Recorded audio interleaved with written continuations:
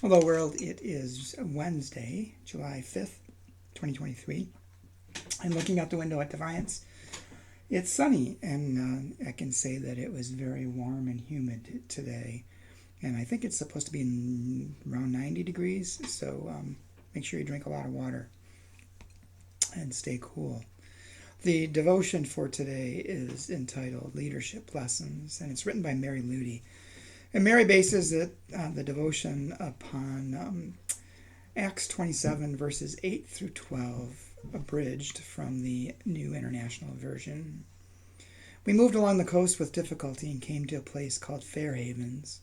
Much time had been lost. Sailing had already become dangerous. So Paul warned, I can see that our voyage is going to be disastrous.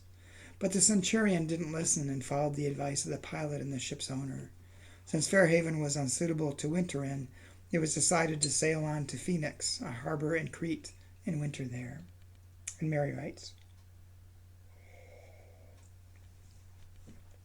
Paul is under arrest, sailing to Rome for a trial. Winter's closing in. He isn't a professional sailor, but he is a seasoned traveler who can read signs. Calamity ahead. He advises wintering over in Fair Havens, the harbor they've just reached with difficulty, but the sailing pros say no. Their decision isn't totally about the weather. Fair Havens, it seems, isn't all that fair. It's podunk. Phoenix has bars and movies, better accommodations for the crew, more fun for a long winter.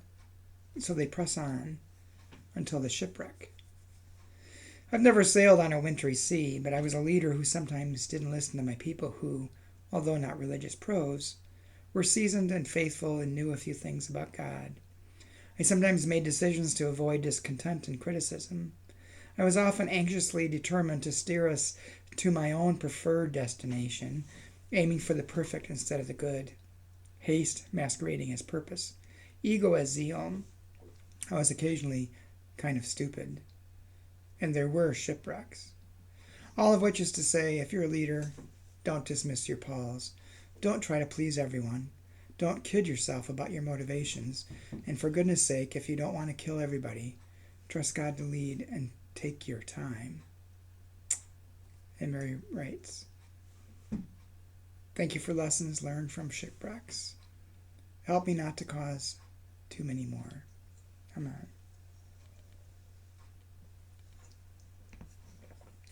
Well, for me, one of the things this devotion makes me think of is how important it is to listen to people, to really hear them, to not assume that you know what's going on or know the situation, understand it best, especially if it involves their life.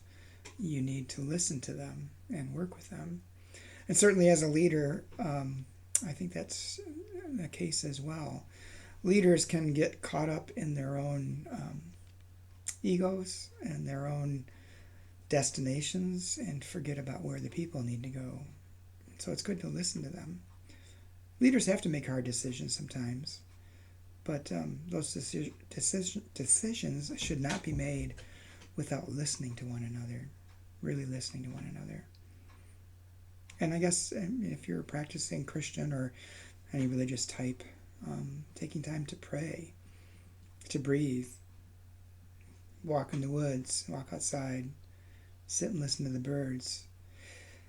Try to see if you can get a feel for the direction that the winds are blowing and where you should be going. Hope you have a good day, and hope to talk to you again tomorrow.